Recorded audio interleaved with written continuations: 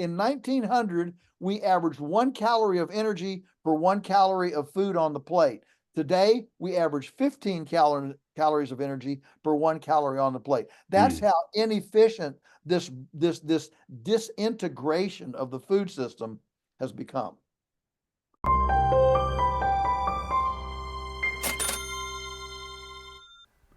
Welcome to Thoughtful Money. I'm its founder and your host, Adam Taggart. Yet again this week, we're doing something a little different. Few things are more valuable in life than the food we eat and the soil that grows it. So today, we've got the great honor of talking with Joel Salatin. Named the most famous farmer in America, Joel has spent his career advocating for sustainable farming practices and pioneering models that show how food can be grown and raised in ways that are regenerative to our topsoils, are more humane to livestock, produce much healthier, tastier food, and contribute profitably to the local economy. Who wouldn't want that? Well, the government and big ag, for starters. Joel refers to himself as a lunatic farmer because so many of the changes he thinks our food systems need are either illegal under current law or mightily resisted by the deep-pocketed corporations controlling production and distribution. But that doesn't stop him from his passion of inspiring others to take a better path. He co-owns and operates with his family Polyface Farm in Swoope, Virginia. Featured in the New York Times bestseller, The Omnivore's Dilemma, and award-winning documentary Food Inc., the farm services more than 5,000 families, 50 restaurants, 10 retail outlets, and a farmer's market with produce and pastured beef, pork, poultry, as well as forestry products. On the farm, Joel and his staff pilot new practices, mentor young farmers, educate the public, and produce an excellent series of workshops for those looking to truly get their hands dirty, learning how to farm sustainably. He's a true hero to many, including me, and I predict he'll be one of yours too by the end of this discussion. Joel, thanks so much for joining us today. Oh, it's a delight and an honor to be with you, Adam. Well, thank you, Joel. Right back at you. I think I've said this before on previous interviews, although this is your first one on Thoughtful Money, and I'm so excited for the audience here to get to know you. We've known each other for a number of years. I've actually had the chance to spend time with you in person. And I just got to say, there's that old saying, never meet your heroes, because they rarely measure up to your romanticized version of them. And, you know, in this job, I get to talk to a lot of really smart, quite famous people. And, you know, you learn that everybody's human, right? I mean, everybody has their strengths and their weaknesses. Joel, I got to say, you're the guy that breaks the mold. You are just as magical, if not even more so, in person. So just thank you for everything you do. You're passionate about your craft, your genuine enthusiasm for educating others, how you comport yourself with integrity, and just everything you do. You are, like I said, a hero of mine. So thank you.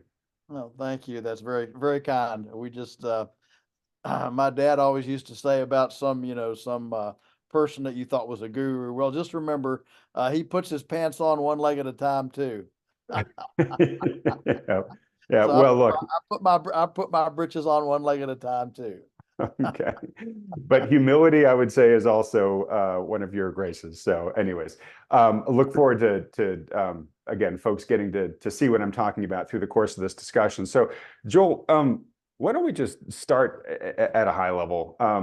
Look, I gave in the intro, you know, sort of a sense of how you strive to do things differently at Polyface. And by differently, I don't think you intend to be this crazy maverick or this lunatic farmer that you talk about. I think in many ways, you just want to grow food healthfully. And again, in many ways, kind of like the way it was grown in previous generations, like maybe your grandfather's generation, right? And that's not to diminish some of the innovations that you and your team have come up with there, but it just seems like it is harder and harder for farmers like you who want to grow truly healthy food in ways that are restorative and healthy to the environment. The government just seems to be putting, and corporations seem to be putting more and more roadblocks in front of that. Can you give us a scope of what it's like in the sustainable farming world right now? You know, in food, in agriculture, the overriding paradigm right now, the worldview that dominates agriculture is that life is fundamentally mechanical. I take a different view. I say life is fundamentally biological. So if you ask the difference, well, between, what's the difference? Mechanical, biological. Well, there are a lot of differences.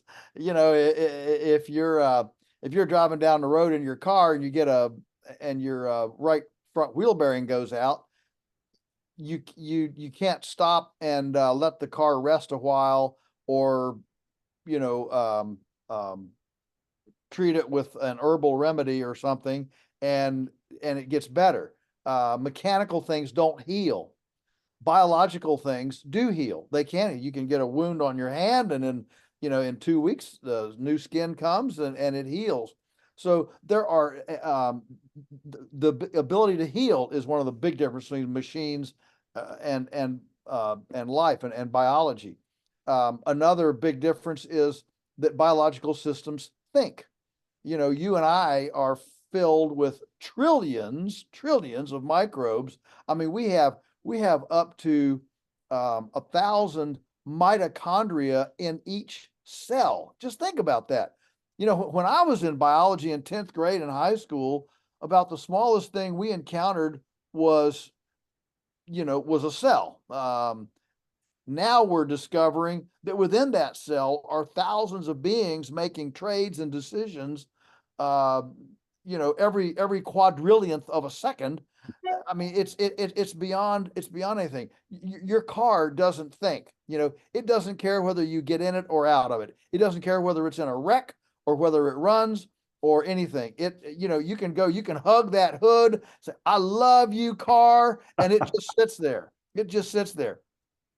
But living things can embrace. I mean, whether you're hugging a tree, hugging a cow, hugging a tomato plant, whatever it is, life responds to our care and our caress.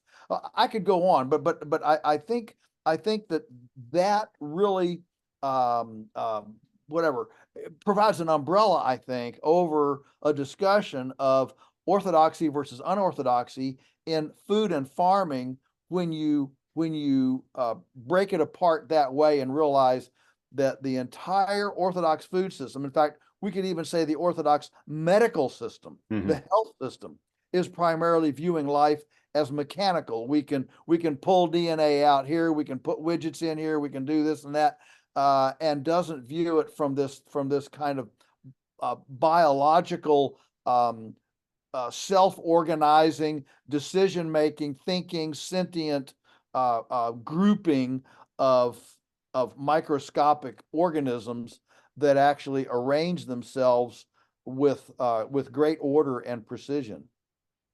That's a really great way to say it. And maybe just to explain how I'm interpreting that so you can determine whether I got it right or wrong, and maybe this will be instructive for folks, is mechanical, it sort of has this viewpoint of, okay, what input does it need? All right, this soil needs more phosphorus, right? Let's go get some phosphorus, or it needs more nitrogen. Let's go get some nitrogen. We'll put it on here, then we'll farm it, and then we'll find out what it needs after that. Where biological approach would say, how do I help this land generate more of the nutrients that it has, right? So one is almost like a dependent patient that's always dependent on the doctor for what it needs next, where the other one, you're trying to create an independent, self-sufficient, resilient, self-automating, self-healing, self-actualized biological entity. Yes. You've got it pretty well, Adam. Good on you. So as an example, let's take the earthworm, the lowly earthworm. Charles Darwin was fascinated by the earthworm. He said the earthworm was the foundation of the planet, and he spent much time studying the earthworm. And think about an earthworm that essentially takes in a pound of material from the front end, and it secretes a pound of material at the back end. So takes in X, secretes X, not half X, not a quarter X, not concentrated X, but it takes in X and excretes X, and the X that it excretes has 3 times the calcium, 5 times the nitrogen, 7 times the potassium, 11 times the phosphorus, and other, a whole bunch of other trace minerals, more than it took in. And nobody knows how the earthworm does that. We simply don't know. And of course, if you say, well, alchemy, well, then you're a nut, and you're completely, off the reservation. But the fact is that nature has, there's a design here in which living things, make decisions and organize for their self-interest and to protect themselves. For example, I'll give you another example. We hear a lot about cows. We got to get rid of the cows. We're all going to be, crispy critters in 40 years because we have cows. And pasture, now not concrete, not feedlots, not corn, not soybeans, but perennial grass pasture, if it's healthy, has enough methanotrophic bacteria. So let me say that one more time so people can catch it. Methanotrophic bacteria. These are freestanding bacterial microbes that will actually pull down the equivalent methane generated by 1,000 cows per acre and convert it into soil nutrients. Now, nobody's ever going to have 1,000 cows per acre. All right. I was going to say, can you even fit 1,000 cows? No. Well, I mean, you could fit they'd be tight. All right. You could put them in there. But the point is that nature is far more the capacity to metabolize and to utilize and synergize, things is far more than we can imagine. But those methanotrophic bacteria, remember, they don't exist on dirt. They don't exist under concrete. They don't exist under asphalt. They don't exist under corn or soybeans or wheat. They only exist under perennial prairie called polycultures. And so there is tremendous capacity within the system to create abundance and do all that.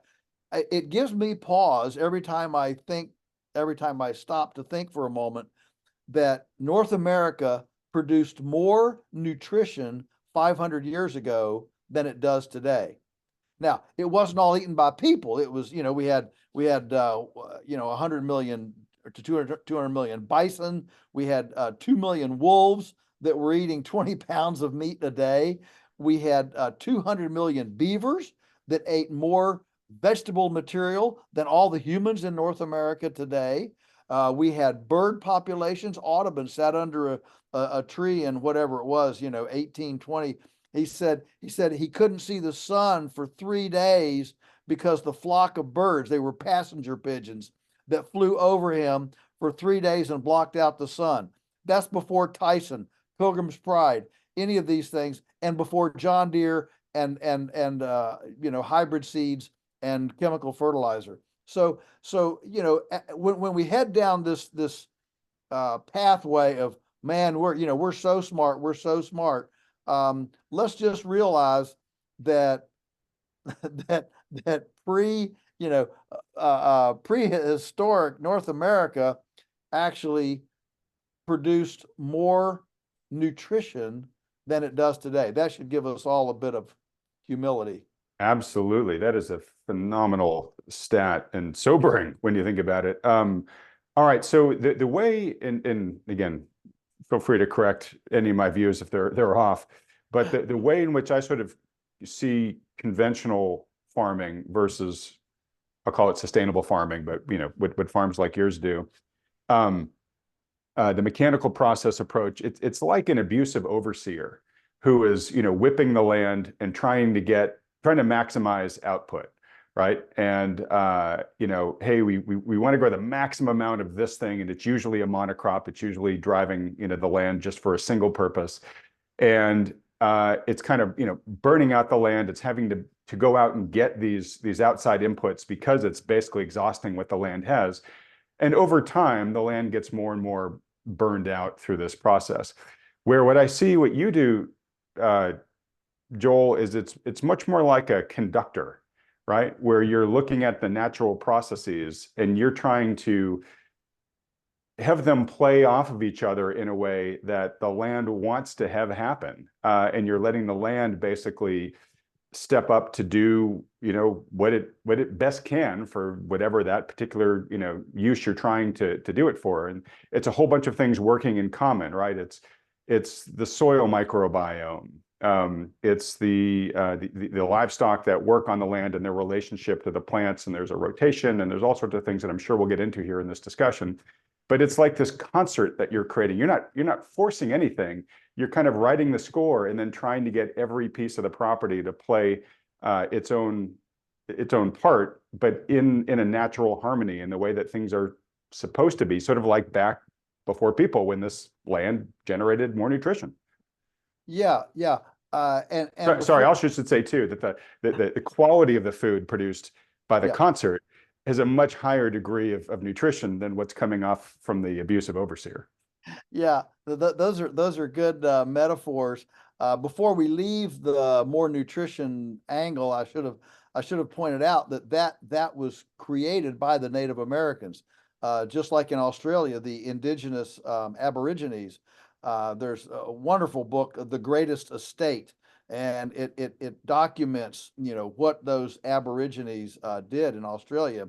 A lot of people don't realize how huge the Native American population was before the Europeans came. If you read, 1492 and some of these early things, we know now.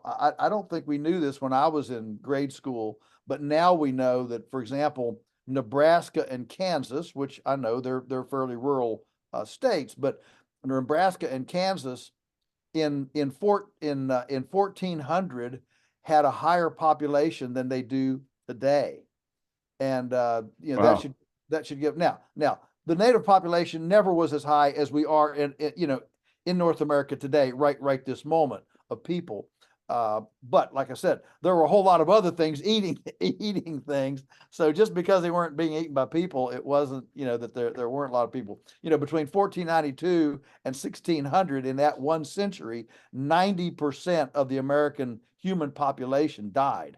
So the population at 1600, when Jamestown was founded, was only 10% of what it had been a century earlier. So just imagine what they did to the Native American psyche, the whole, I don't want to go down that rabbit trail, but yes, you're exactly right. And your idea of comparing it from an abusive overseer versus a conductor, I like to view the metaphor as one is like um, a SmackDown wrestler, a Friday night SmackDown wrestler, right? Yeah, with the chair. Yeah, yeah. Compared to a lover, and so we're not trying to put everything in a half Nelson. Um, there's this mentality that grows out of what you've articulated, that nature, that the land is a reluctant partner, and I have to whip you and subdue you and dominate you and make you, get you in a half Nelson and make you do this. Whereas we view the land actually as a benevolent lover that just wants to be caressed in the right places. And so your metaphor of the symphony conductor is absolutely appropriate, that we're simply cueing in the right things at the right time. So, for example, we've been told for a long time that agriculture could be freed from foundational these foundational patterns, these foundational organizations that we see, historically. And so, American agriculture, for an example, became very dependent on chemical fertilizer, much of which gradually began to be produced and shipped from Russia.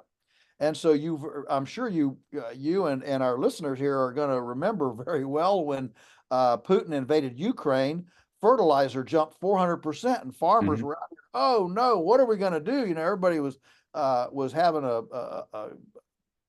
conniption fit about the price of fertilizer. On our farm, we don't buy any of it, so it didn't make a single bit of difference. It didn't make any difference at all to us. And so, this this idea that we can that you farmers can be freed.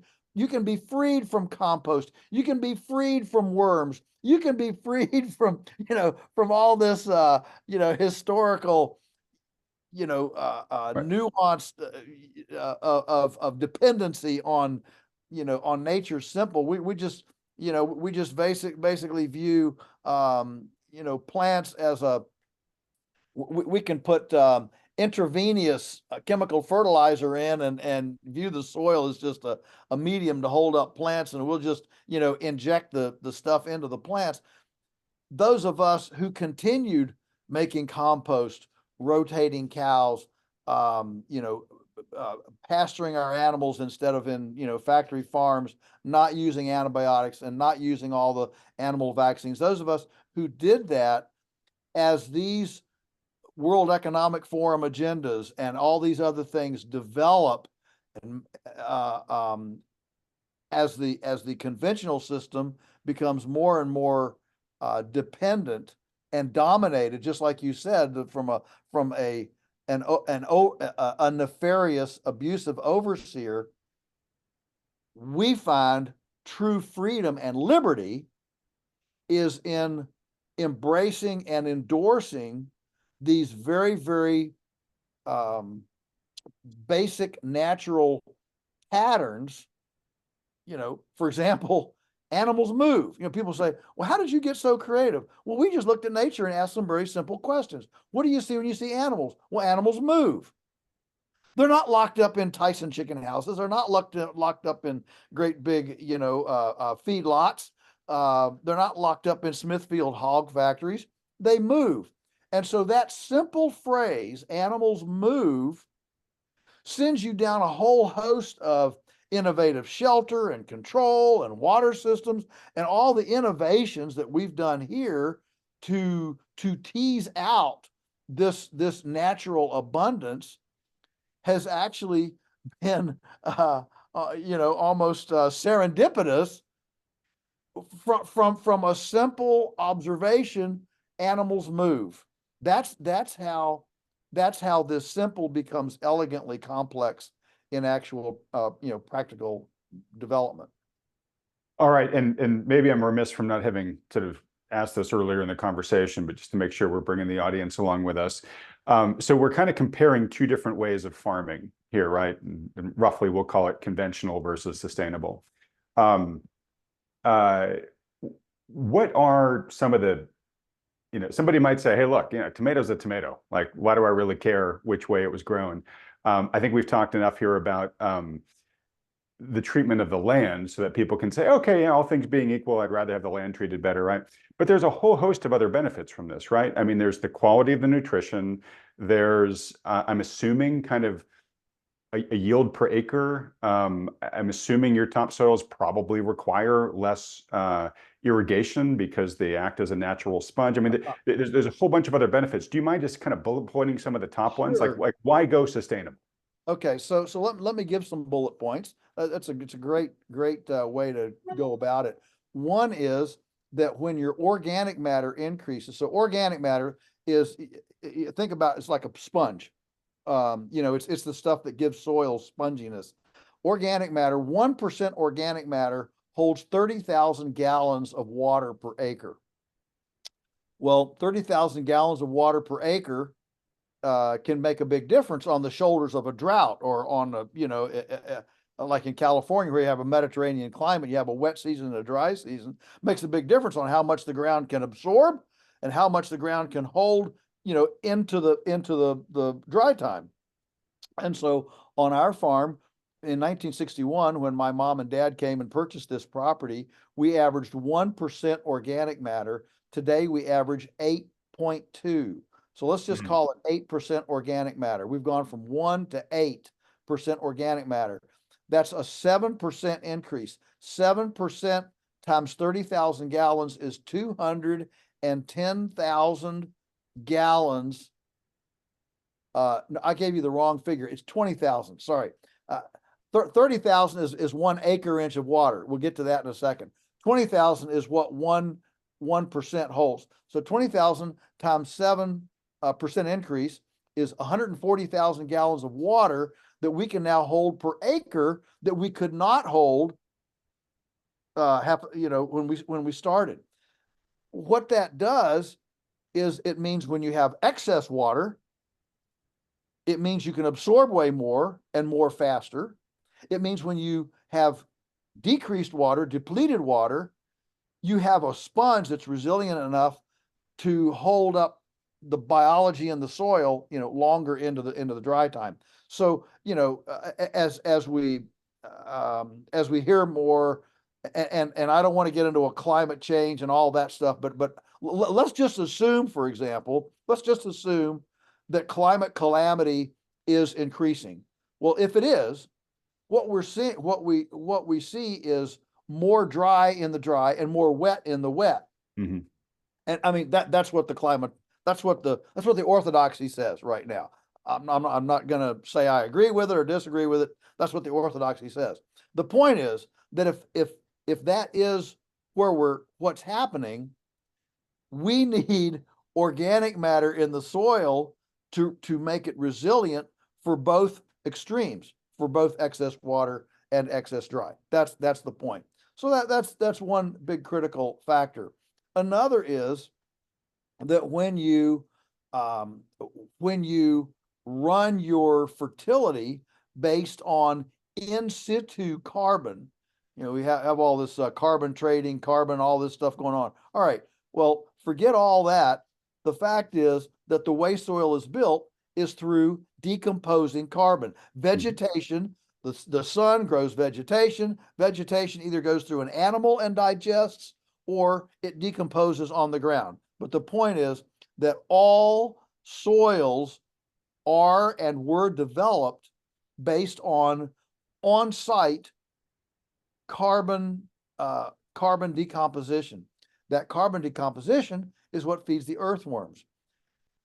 Soils were not built and are not built by 10-10-10 chemical fertilizer. They're built by the decompositional diversity and food source to feed the soil biology and the things in the soil.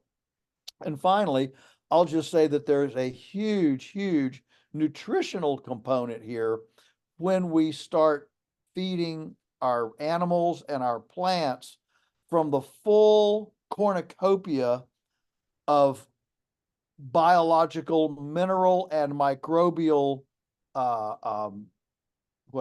diversity, eclectic diversity. You mentioned a tomato a little bit ago. Listen, for now, 40 or 50 years, we have not been selecting tomato cultivars for nutrition. What's the single criteria for selecting a tomato cultivar today on the industrial scale? It's shippability.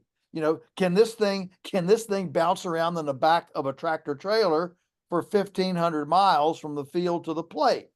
Well, when you start selecting a tomato for shippability, what are you going to select for? You're not going to select for the highest vitamin A or vitamin B or phytochemicals or anything. You're going to select for structural strength. You want a tomato that's more like cardboard. And that's exactly what we've gotten tomatoes that are like cardboard. You get a good, heritage homegrown tomato, the thing runs down your elbows with juice. You put that stuff in the back of a tractor trailer, ship it across the country. That stuff's going to be tomato mush by the time it gets to the supermarket. And so the entire system of not only soil nutrition, developing the diversity that we experience in our taste buds and we can test empirically through the beef or the tomato or whatever it is, that we can test in the diversity of the soil, the same thing comes to it enters the equation when we talk about the selection systems that we've been the criteria that we've been picking our breeding stock. In cattle, cattle, the main criteria has been size. How can you grow it faster, fatter, bigger, cheaper? I mean, that's the way it is with all livestock. Can we grow them faster, fatter, bigger, cheaper? So we want a chicken that can lay, 300 eggs a year, not one that just lays 200 eggs a year. We want a pig that can grow faster. And when you go faster, fatter, bigger, cheaper, you absolutely reduce the nutrition. So, for example, we participated with 11 other pastured egg producers in the country several years ago on a nutrition study. Picked about 12 nutrients, and let's just pick one: folic acid. Folic acid, the USDA label on eggs in the store, if you look at it, it'll say every egg contains 48 micrograms of folic acid. Our eggs here at Polyface averaged 1,038 micrograms per egg. Wow. We're not talking about a 10% difference. We're talking about major. Grass finished beef versus corn finished beef, 300% more riboflavin. What's the importance of riboflavin? Riboflavin is a B vitamin. It's called the non-stress vitamin. It's the essential fatty acid that allows us that makes you calm. And so, when you realize that grain-fed beef, has 300% less riboflavin, calming riboflavin in it than grass-finished beef, and you start realizing, well, maybe there's a reason why we have road rage and school shootings and anger in America, partly because we're not getting enough the nutrition to give us the full complexity of brain food that we're supposed to be getting. And so all those things have huge ramifications ecologically, emotionally, culturally. All those things have huge ramifications. And if I may just mention one other thing, which is a little kind of esoteric, or maybe it gets a little bit off into the woo-woo end, I would suggest that we can actually eat happiness. I know that's going to be a little bit woo-woo, all right. But I want you to think about this. For example, one of the things, and by the way, you didn't mention in the introduction that we do ship nationwide. So if your listeners are interested in better food, we're glad to, Polyface Farms, we're glad to ship. We ship now every week, we ship nationwide. Well, one of the things that we found over the years is that our meat and poultry, that was a marketing plug, by the way. Don't worry. At the very end, I know people have been salivating listening to this discussion, so we'll tell them exactly how they can get fair it. enough. But what we've learned from our chefs, we supply a lot of chefs, and what we've learned from them is that all of our meat and poultry cooks about 15% faster than the conventional. And we've thought and asked and tried and sleuthed, and how can that be? Why is that about 15 to 20% faster? And the only thing that anybody or we've been able to come up with is because our animals are happy and therefore not stressed. What happens when you get stressed? You tense up, right? You secrete adrenaline. So when you put 20,000 chickens in a house, and you put 10,000 pigs in a house, and you put 1,000, cows on a concrete feedlot pad, and you stress them. When you stress these animals, they're secreting adrenaline all their life, just drip, drip, drip, drip adrenaline, and they're tight. Whereas our animals are completely unstressed and happy and not secreting any of that adrenaline. So is it too far out to think, we say you are what you eat. Is it too far out to think that if we disrespect and abuse the life that is sacrificing itself for our life, that it makes a difference whether that life is coming into us from a disrespected, abusive standpoint, stressed versus one that's coming in happy and content. And so I would dare to posit, I don't know any science on this, but I would dare to posit that we can actually, that our bodies, our quadrillion microbes understand whether the fatty acids and the enzymes and things and the microbes coming into them, their cousins, if you will, whether their cousins lived a happy life or an abusive life. Well, Joel, look, that makes a compelling logic to me. I have got no science behind it, but I it's don't either. I don't either. but without it, I'm more than happy to take the wager that it is true, right, and let it be disproved, right?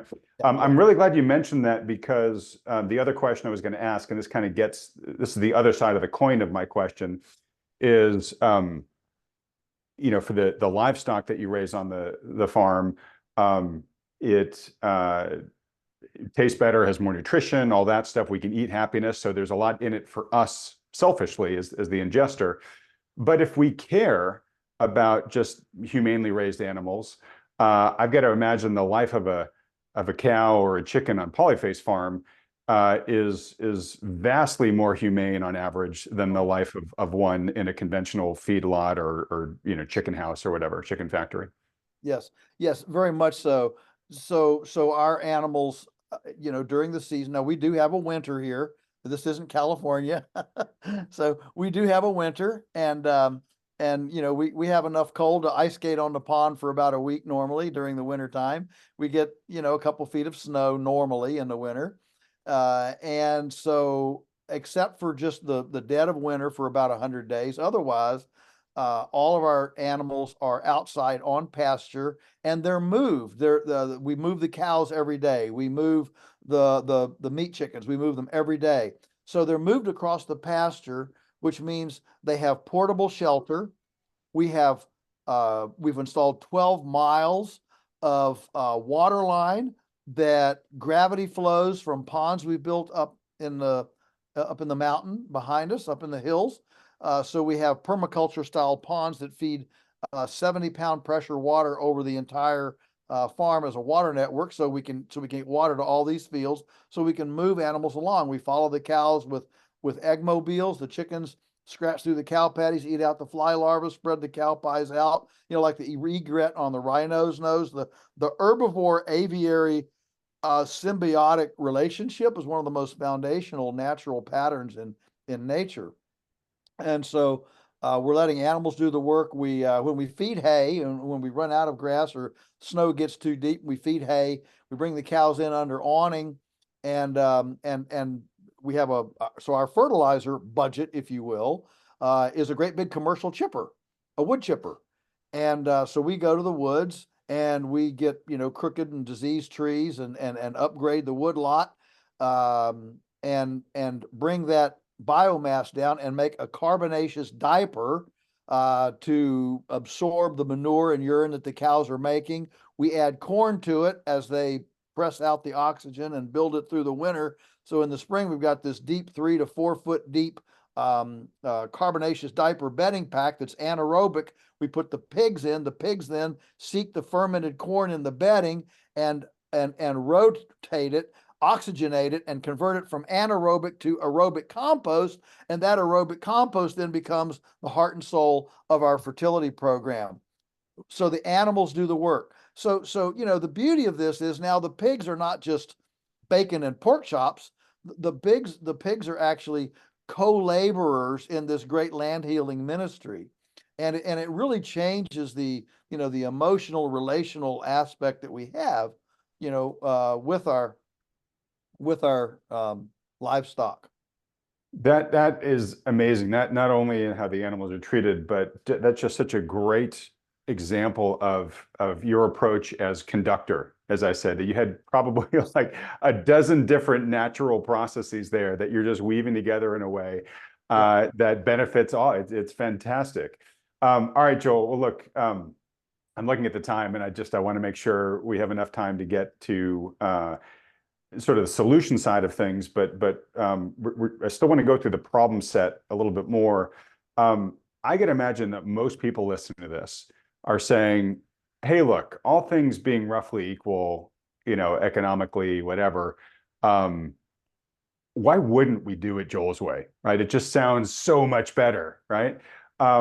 What is standing in the way of this? I mean, and maybe I'll precede your answer by saying, if I understand you from past interviews, kind of your vision is not to have a small concentration of big farms that do it the Salatin way. Your vision is sort of like an army of local farms. Yeah. I don't want to use this word, but it's coming to my mind. Infecting the rest of the country, where we just have this proliferation of small farms everywhere, so that we have a lot of local food production. We don't have to optimize for the tomato that's got to get hundreds of thousands of, or sorry, 1,500 miles away, or whatever your example was.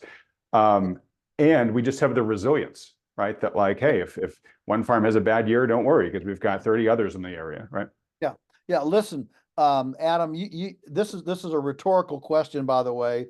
Do you think that we would have had as big a hiccup in our food system in the early summer of 2020 if instead of our country being served by about 300 mega processor that's the funnel, from the farm to the plate, for about 300 mega processors to butcher and can and process foods for us.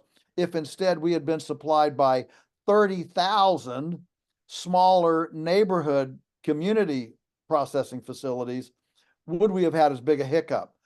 That's a rhetorical question. The obvious answer is, of course we wouldn't have. It would have been far more resilient. And so, yes, we believe very much that scale. So a lot of people ask me, well, this is all nice and warm and fuzzy and cute, but can it really feed the world? Well, of course it can feed the world. Not only that, it's the only system that can ultimately sustainably feed the world, but it's done through duplication, not centralization. So I was wanting you to go on your explanation there, and I was thinking what Adam's trying to say is we need small farms to go viral. That's the new term. We need viral, and as you thought that's the first time I've ever said that or thought that. So I'm writing that down as a new phrase. We want viral small farms so that we have a lot of eclecticism and diversity within our food sheds, so that it's not segregated and centralized. Right now, the historical things where you ran a highly integrated system, and for example, pigs ate the whey from cheese making, and chickens ate food scraps, for example. All of those historical integrations have now been broken apart, and we take the food scraps and the whey to the landfill, and we don't integrate the livestock with them. And so in my my paradise, what I would see are many thousands of decentralized production and processing facilities that are neighborhood scaled, community scaled, and food shed regionally scaled. Now, that doesn't mean that I'm going to start growing bananas here in Virginia. I'm still going to have to bring in bananas.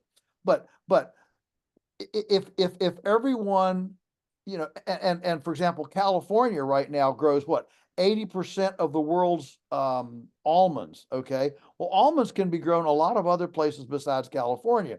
Whenever we go to California says, well, we can't feed ourselves. We got to grow almonds for the world. No, you don't. You can grow almonds other places, and you could grow all of your cows right here in California, so you don't have to ship them in from Kansas and Nebraska. You could grow them here if you didn't feed the world's almonds. And so this is and guess what? If you did that, suddenly you would have an explosion of wildlife biodiversity and pollinators because you wouldn't have to move pollinators around, because there would be a mosaic of diversified grasses and forbs and legumes that would provide year-round abundant blossoms for pollinators to not have to be put on tractor trailer trucks and moved all over the country. The fact that we now move bees with tractor trailers from place to place around the country, for the apples in Washington, to the cherries in Michigan, to the citrus groves in Southern California, all of that is indicative of a highly disintegrated system as opposed to an integrated system. And there's a lot of efficiency. There's a lot of efficiency in integration and a lot of inefficiency in segregation that is simply propped up by cheap energy. You let energy become less expensive, and suddenly that 15 calories right now, 15 calories that we put into every calorie of food before it gets to the plate. In 1900, we averaged 1 calorie of energy per 1 calorie of food on the plate. Today, we average 15 calories of energy per 1 calorie on the plate. That's how inefficient this disintegration of the food system has become. So, did we learn any lessons in our food system from what happened during the pandemic, or is it going to take some sort of, just like we did with global supply chains, that's what finally got us to start considering reshoring and reinvesting in our domestic production? Do we need to, is it going to take some sort of food crisis before we really wake up and start prioritizing this? Oh yes. Oh yes. No cultural change. You don't have to study history very much to realize cultures don't change much unless there's a catastrophe. And so, and listen, I don't want a catastrophe. I don't like catastrophes, but I also know that things don't change until there is one. And so that kind of catastrophic necessity does generate things. Think about in 2020, just to give you a couple little real items on the sheet here. In 2020, 1 million new backyard flocks of chickens started. 1 million. Now, when I did the math on that, it turns out that that's only about 4% of the nation's egg supply.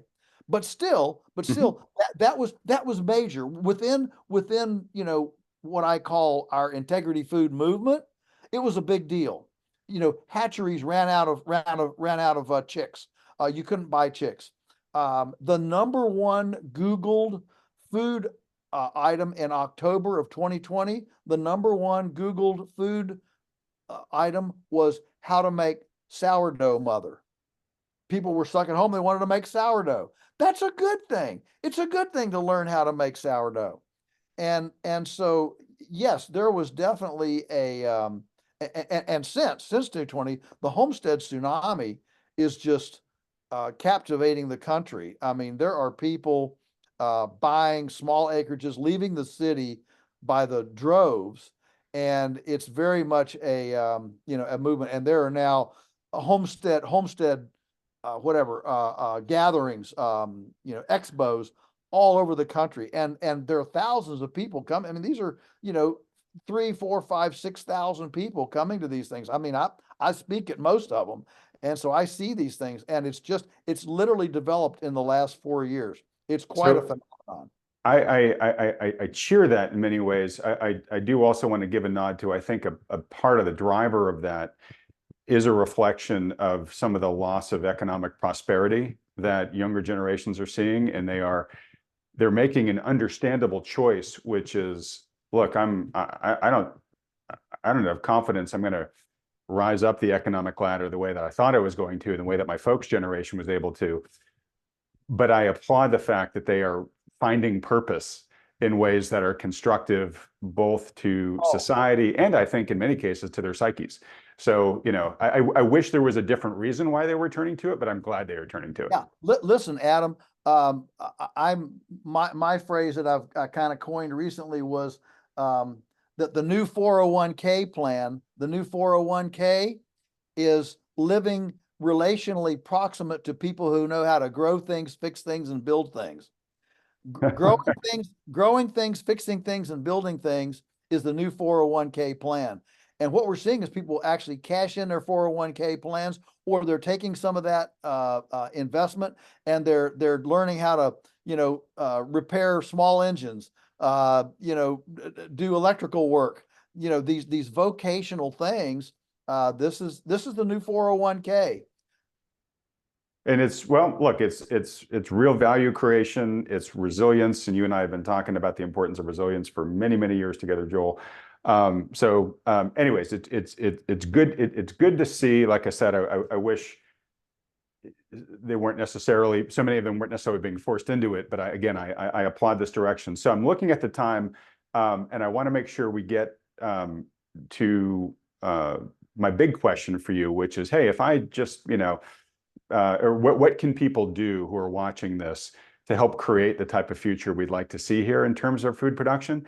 Real quickly, if you can just comment on the role of regulation and any other things that are really sort of stymieing the laudable efforts of folks like you and all the other people involved in the sustainable food market movement.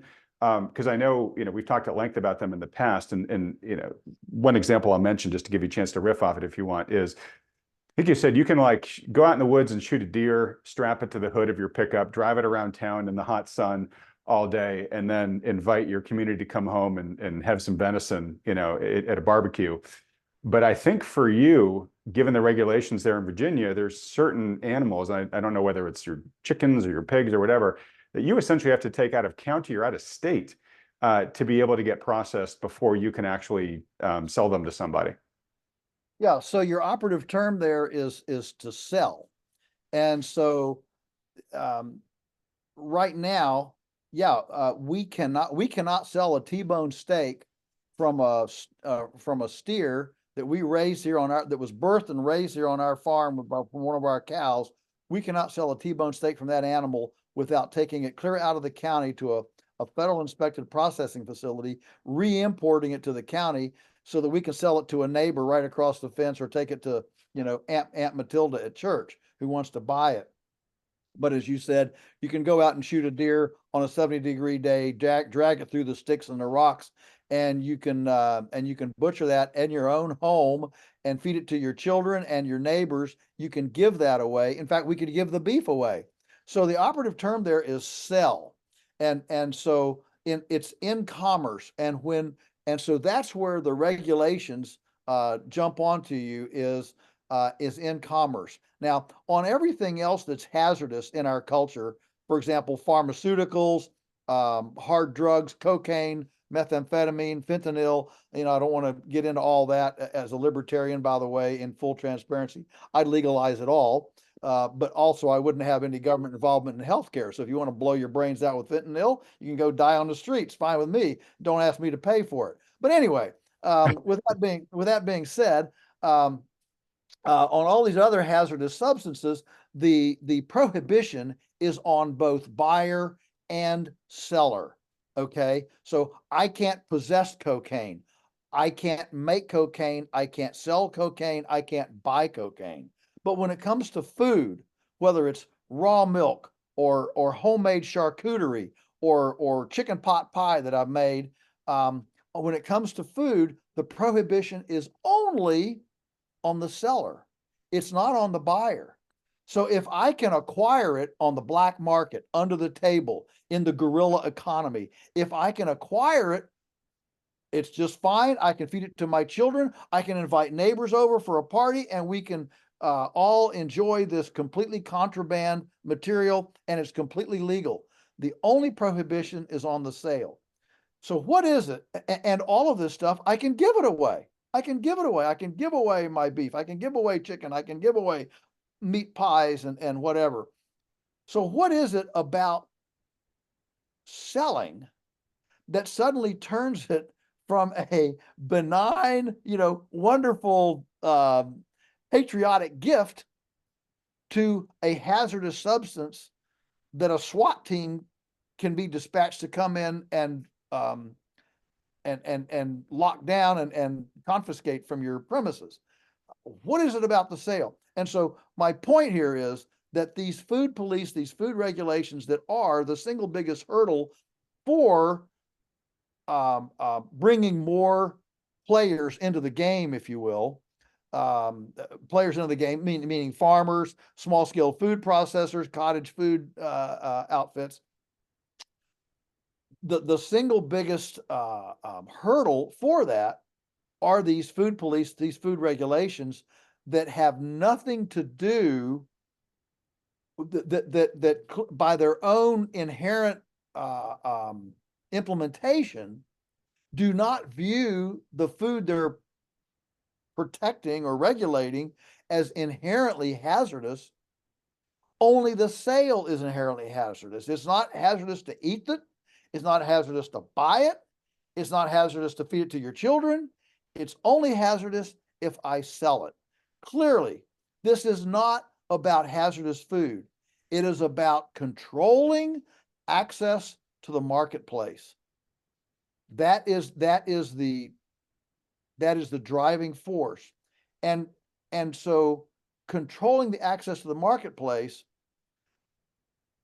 locks most people out of the choices. When we say food choice, we don't have food choice if all of these wannabe participants are locked out of the system. We don't have much choice.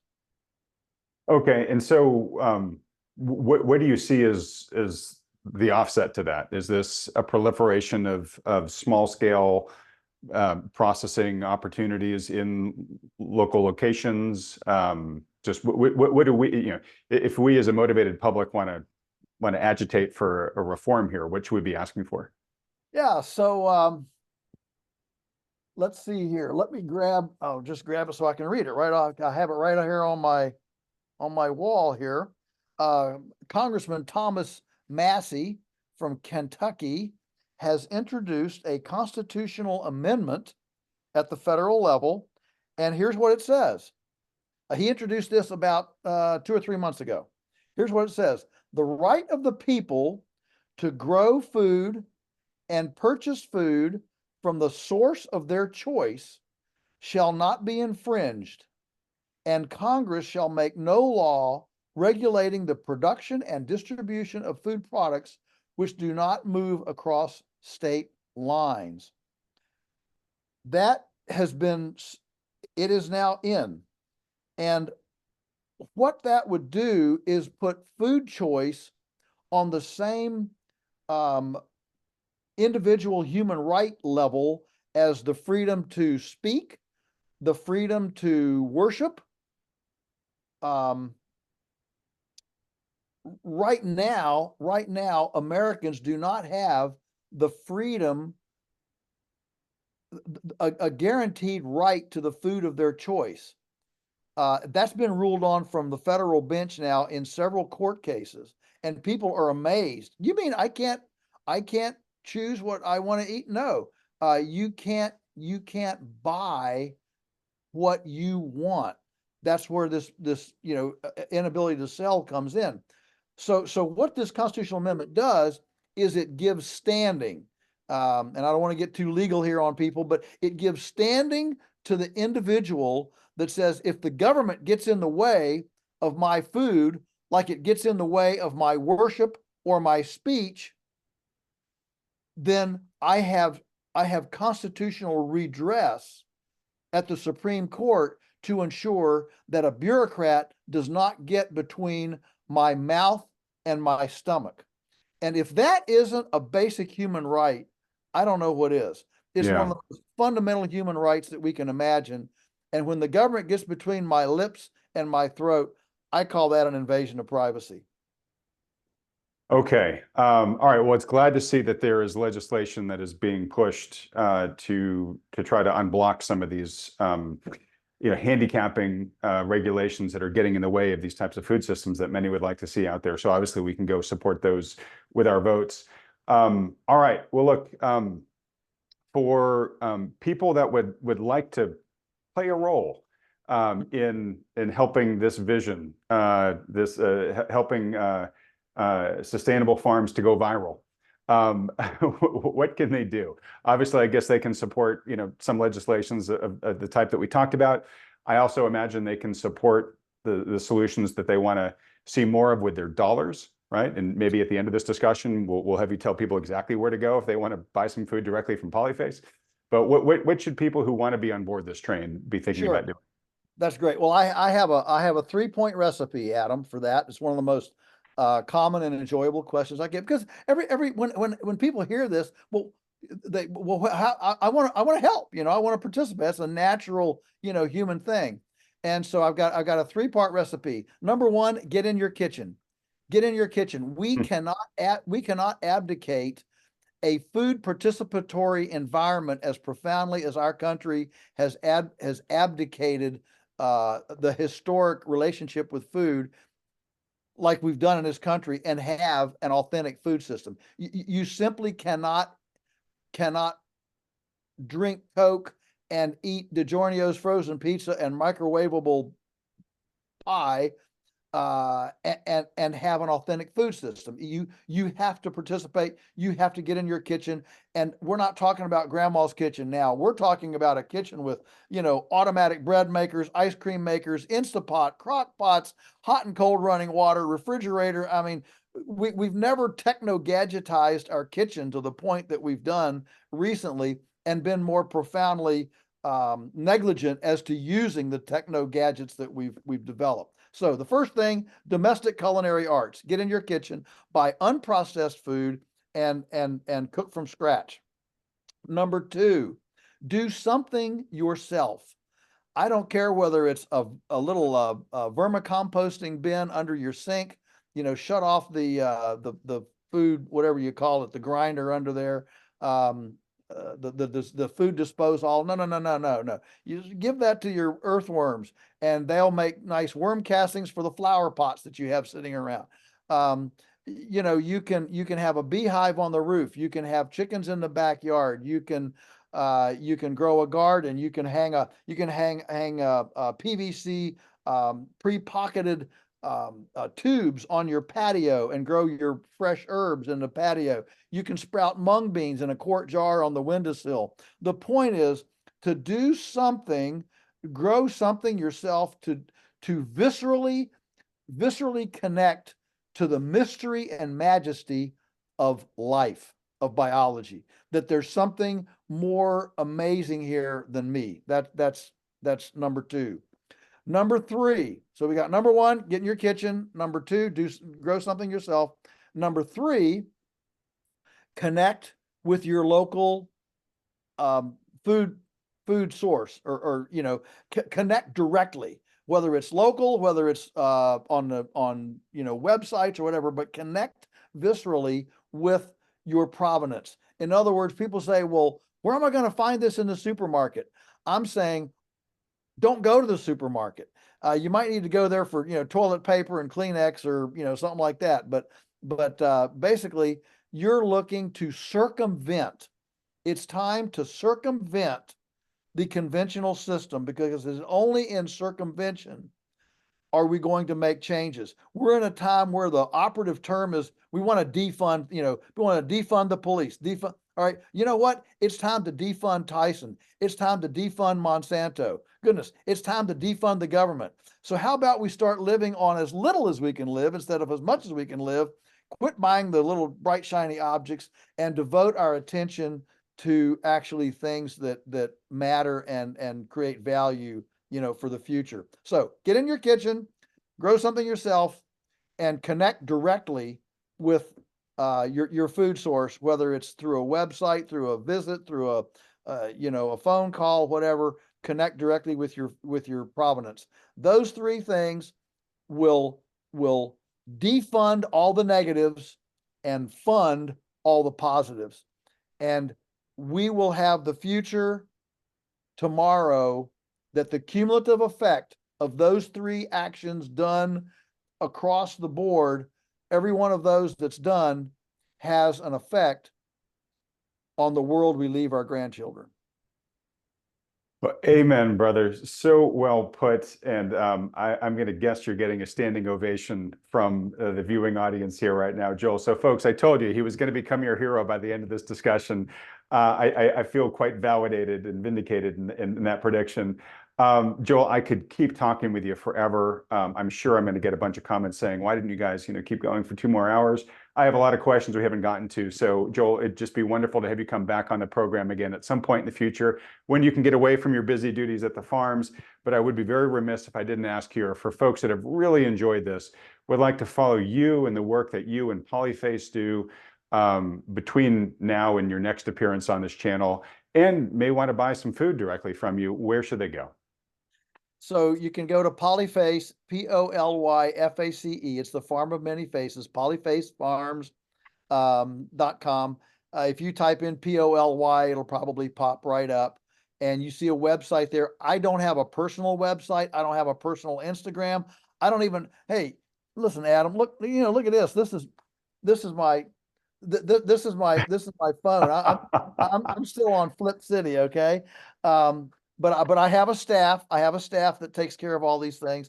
And so our website is there, and you can see what kind of events we're having, what kind of food we have, as well as books and events. Maybe somebody wants to come for for one of our many events. We're getting ready to host next summer. We have a lunatic learning center here where we host gatherings. And next year we already have John Bush from Exit and Build coming. We have Jeffrey Tucker from Brownstone coming. They're going to do a first national gathering here. And so lots of cool stuff going on here. Love to see any of your people. And Adam, I'm glad to come on anytime. And I'm just grateful, honored, and thankful for this opportunity to share with you. We are true kindred spirits, and I'm just glad to be with you. Well, thank you, my friend. That's an honor to hear. Real quick, just because I don't think I heard you mention it, if folks want to buy food from Polyface, should they go to polyfacefarms.com as well? Is there a Yes, shop yeah. part there? No, it's a one size fits all website, but it's got pretty easy directional funnels in it, so you can easily quickly get to the gift shop and you can shop. All right. So we got a bunch of international viewers. I'm guessing you don't ship internationally now, but Uh, are you all within the U.S., like any U.S. yeah, state? yeah. We're continental. We don't do Hawaii or Alaska either. It's all the 48 continental United States, and we ship on Tuesdays for everything that takes a couple of days to get there, and we ship on Wednesdays for things that only take a day. So Tuesdays and Wednesdays are our ship days every week, and and let me tell you, Adam, just so people know my heart, there are few things that make us happier than somebody that starts buying from us. Let's say they're in whatever, Philadelphia, whatever, and they start buying from us, and about 6 or 7, 8 months in, they say, "Oh, I finally got time to get out and do some sleuthing, and I've found a farm like yours nearby, and I love your stuff, but I'm gonna graduate to a local supplier." Few things make our heart soar like that, and so we are glad to be that initial. If you Some people have never had really good food, or they've gotten it, they just don't know what really good stuff is. And so we're happy to be an initial whatever trial for folks. And for most folks, it's a bit of a, oh wow, I didn't know that it could be like this. And so we're glad to kind of get you settled. Yes, this is where I want to go. And if it takes you 3, 4, 5, 8, 10 months to find your more regional supplier, that's great. Because there's always new people coming on, new awareness coming on, and we just appreciate every person that invests in this type of personal health and ecological cultural health as a legacy future. Well, that speaks so much to your character and integrity, Joel. But yes, just as a reminder to folks, if you want to see solutions like this in your local area, you have to support them. So ultimately, you want to be putting your local food, your food dollars into your local system so that it can build up to be more like what Polyface is doing. I do want to say too, is I think I said in my intro, folks, Joel is even more, I'm going to use your words, Joel, magical, mysterious, magical, and majestic when you meet him in person. I highly recommend, if you get a chance to go to Polyface, especially for one of the workshops they have there, you should totally go. I have been there, and Joel, it just struck me. I don't know in your busy, history with the farm, if you were able to see the film Field of Dreams, with Kevin Costner, where he Oh built the yeah. baseball Oh field yeah. in I've McCorn. seen it. Yeah, Yeah. and Shoeless Joe Jackson comes out and asks, is this heaven? And he says, no, it's Iowa. If you're at all into this type of sustainable food production that Joel and I have been talking about, Swoope's is heaven. It's you go there and you're just like, at Polyface Farms, you're just like, oh my gosh, did I just step onto heaven here? So anyways, Joel, thank you so much. Just thank you for delivering again such a wonderful call to action here for folks, and for doing what you do. So wonderful to see you. I hope we get to see you in person soon, but really look forward to having you back on the program. Everybody else, thanks so much for watching.